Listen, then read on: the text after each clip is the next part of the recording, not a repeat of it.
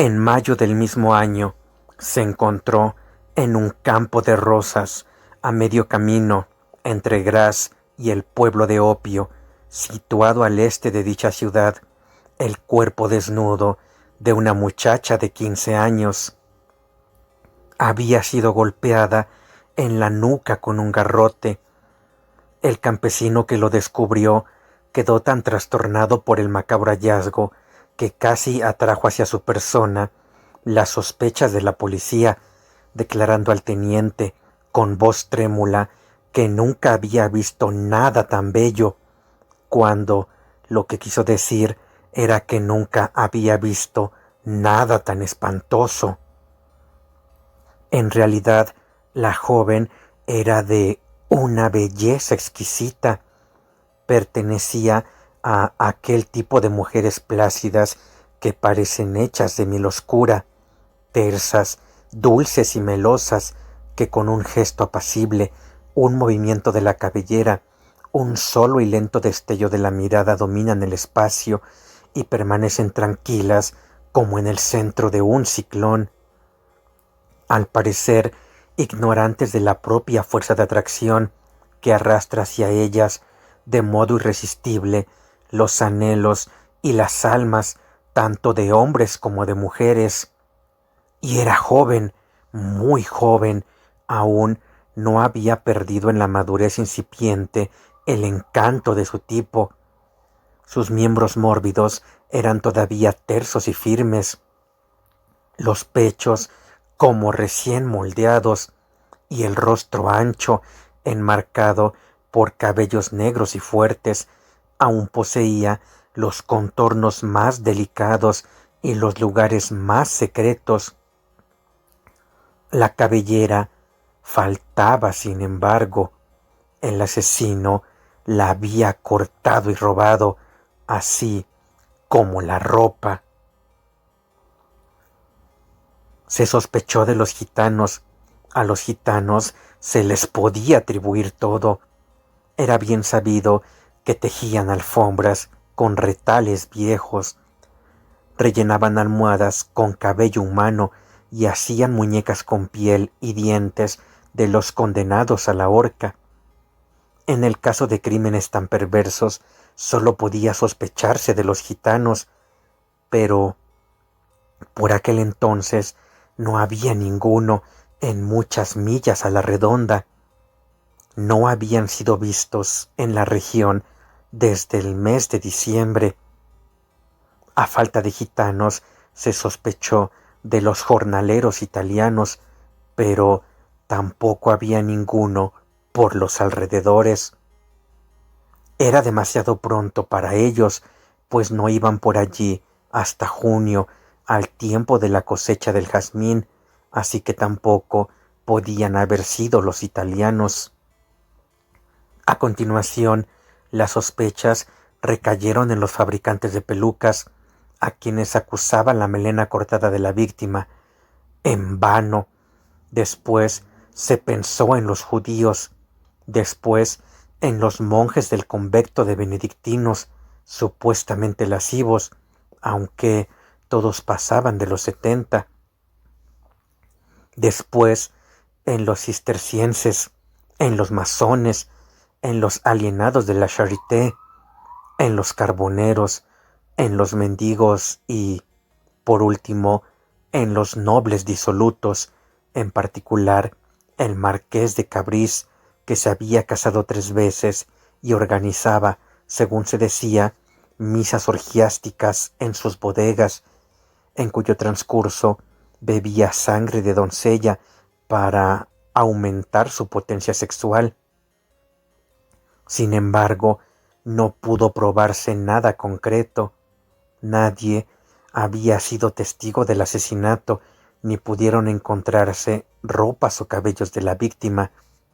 Al cabo de unas semanas, el teniente de policía dio por terminadas las investigaciones. A mediados de junio llegaron los italianos, muchos con sus familias, para ganarse la vida como recolectores. Los campesinos los contrataron, pero recordando el asesinato, Prohibieron a sus mujeres e hijas que tuvieran tratos con ellos. Toda precaución era poca, porque a pesar de que los jornaleros no eran culpables del crimen, en principio podían haberlo sido, de ahí que no estuviera de más precaverse de ellos. Poco después del comienzo de la cosecha del jazmín, se produjeron otros 2 asesinatos. Las víctimas fueron otra vez muchachas extraordinariamente hermosas. Ambas pertenecían al mismo tipo de mujeres, morenas y plácidas. Las 2 fueron halladas también desnudas y con la cabellera cortada y tendidas en los campos de flores con una herida contusa en la base del cráneo. Tampoco esta vez había rastro del asesino. La noticia se propagó como un reguero de pólvora y se temieron más agresiones contra los inmigrantes cuando se supo que ambas víctimas eran italianas, hijas de un jornalero genovés. Ahora el temor hizo mella en la región. La gente ya no sabía hacia quién dirigir su cólera impotente. Es cierto que algunos todavía sospechaban de los locos o del misterioso marqués, pero nadie lo consideraba probable, ya que los primeros estaban bajo constante vigilancia y el último se había marchado hacía tiempo a París. En consecuencia, todos hicieron causa común.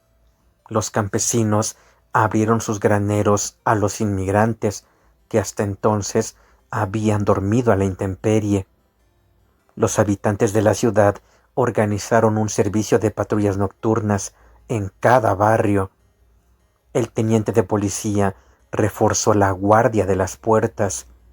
Sin embargo, ninguna de estas disposiciones sirvió de nada. Pocos días después del doble asesinato, se encontró el cadáver de otra muchacha en iguales condiciones que los anteriores. Esta vez se trataba de una lavandera sarda del Palacio Episcopal que fue asesinada cerca de la gran alberca de la Fontaine de la Fox, ante las mismas puertas de la ciudad. Y aunque los cónsules, apremiados por la excitada población, tomaron medidas más severas, controles más estrictos en las puertas, reforzamiento de las guardias nocturnas, prohibición de salida de todas las personas del sexo femenino a la caída de la noche, aquel verano no pasó otra semana sin que fuera encontrado el cadáver de una doncella.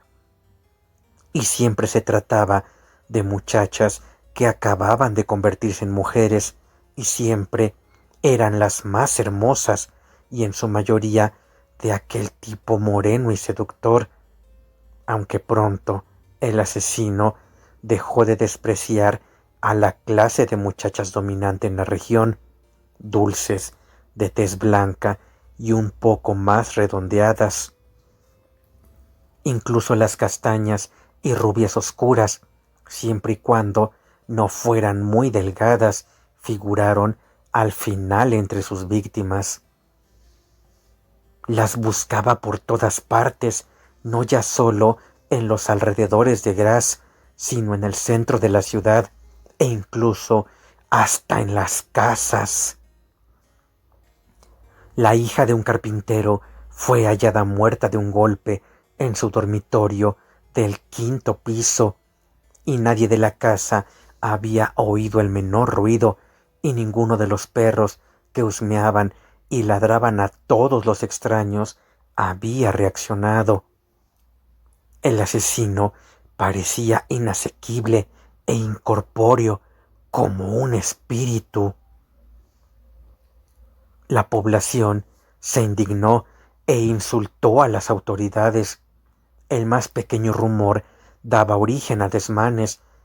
Un vendedor ambulante que ofrecía filtros amorosos y pócimas de curandero estuvo a punto de ser linchado porque alguien dijo que sus remedios contenían cabellos de doncella pulverizados. Se intentó provocar un incendio en la mansión de Cabris y en el hospicio de la Charité.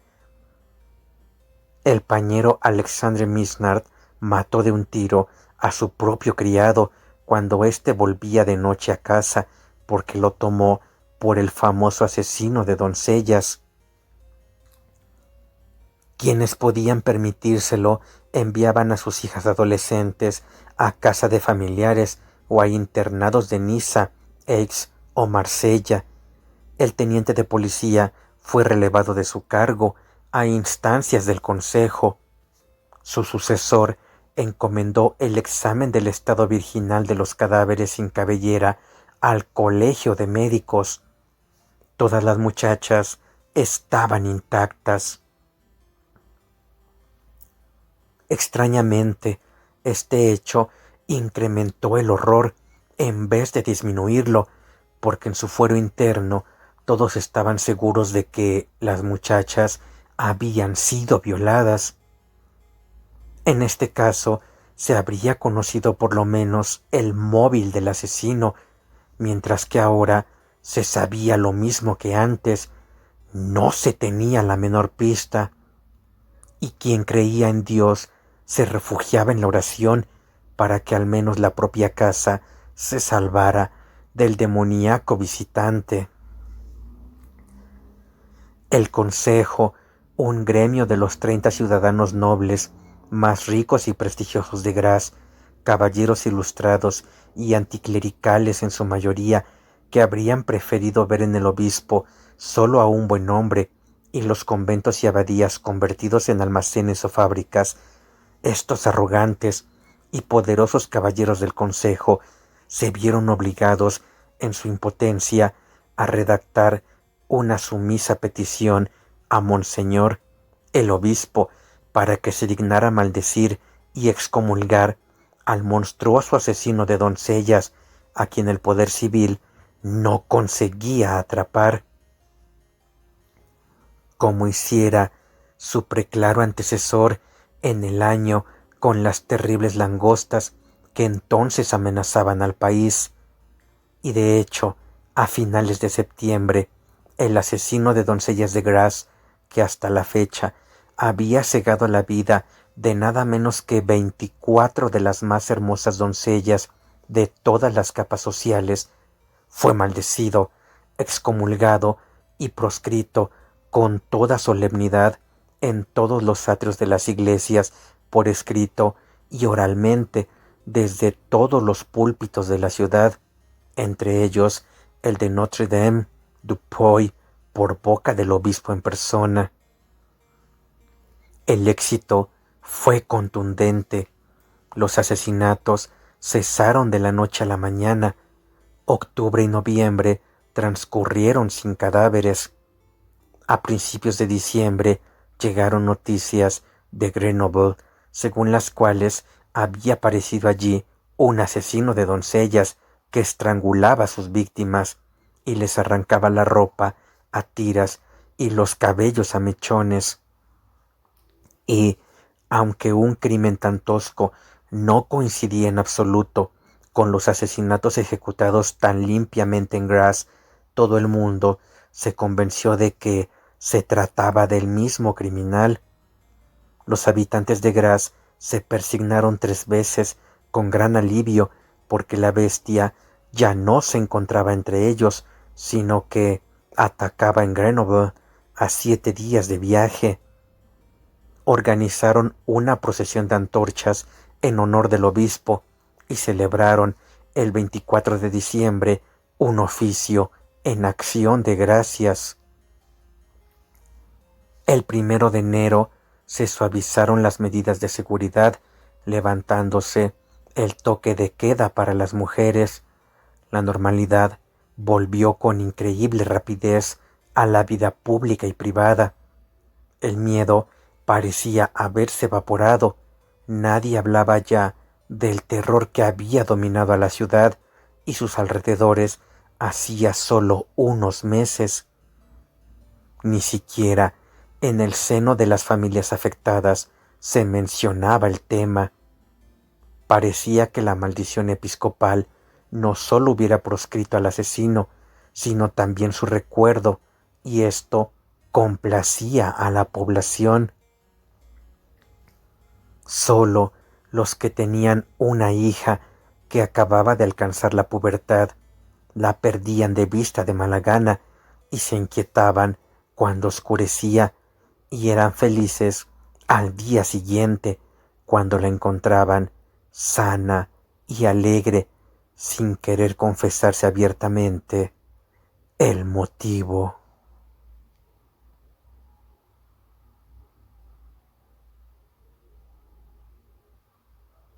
Capítulo 40.